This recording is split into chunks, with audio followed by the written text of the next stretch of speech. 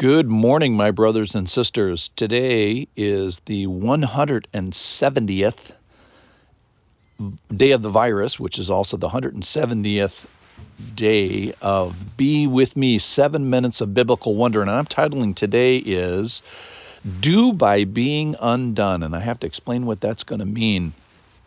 So we're in Matthew chapter 16. Yesterday we talked about the value of a soul. Let me just read the passage and then we'll make a few points. This is Matthew chapter 16, starting in verse 24.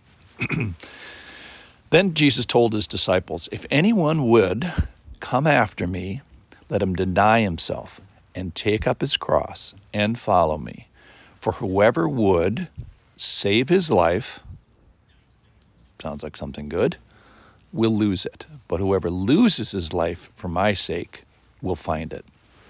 For what will it profit a man if he gains the whole world and forfeits his soul? Or what shall a man give in return for his soul? For the Son of Man is going to come with his angels in the glory of his Father, and then he will repay each person according to what he has done. So verse 27, let's start at the end there. The Lord said he is going to repay us based on what we do, what we have done. And so we've been talking recently about election and the Lord's choice and foreknowledge and all that, and that is 100% true.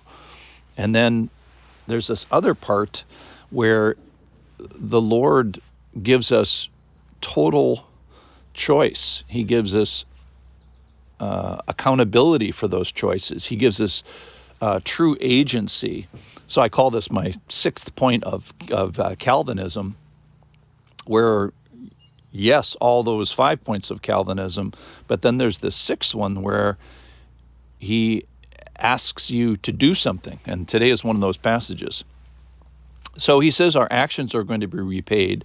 A specific action, which we'll talk about, it's an action of belief. So, of course, belief informs your actions. Of course it does. Your worldview determines what you think, what you choose, and then what you choose determines what you do. So, tying in a little bit with yesterday is what you value determines or sets in motion a certain process. It starts with decisions, and then it moves towards action and doing things. And then here we find out that there's a repayment process.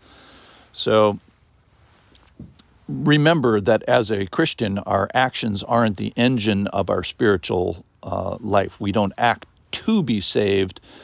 We are saved so that we change our values, change our mind, change our decisions, and change our actions. So think about where actions are on the train line. They're not the engine. They're not the first thing. So we shouldn't be thinking about our actions.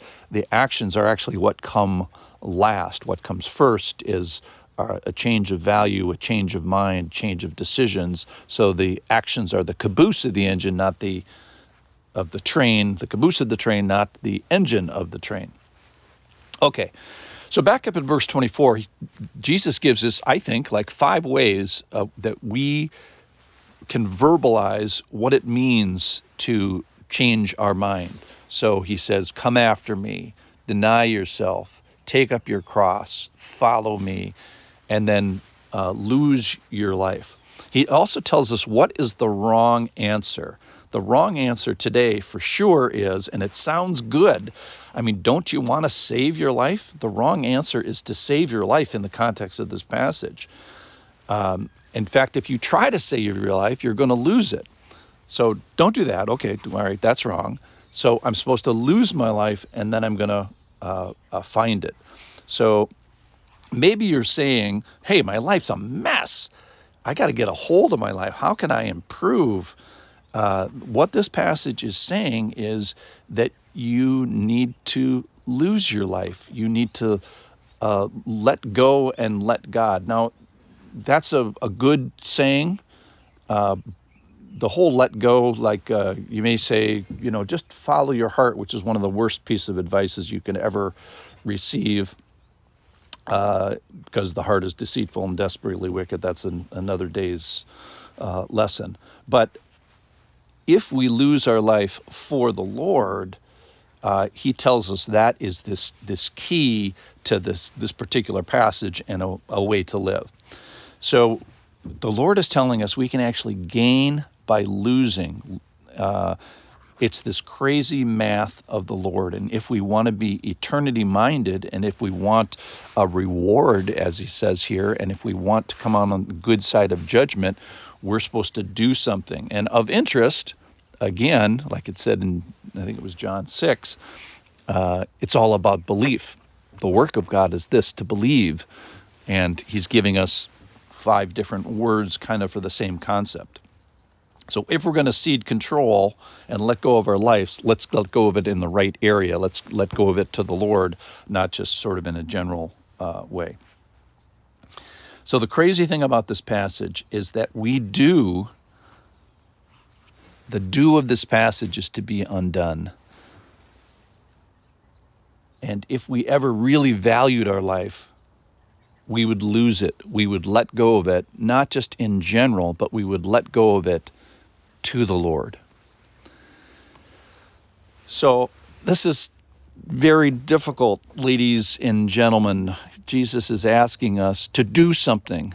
And the doing is, we'd be tempted to say, well, I'm going to go serve the poor or something like that. But the first thing he asks us to do is to come after himself, to deny ourselves, to take up our cross, which is just another word for a one-way, permanent, all the way till death, no looking back decision, and following him, using our agency, using our choice, valuing the right thing, which is not holding on to our life in a selfish sort of way, but releasing our life, losing our life, as verse 25 says, but for the right thing and to the right person.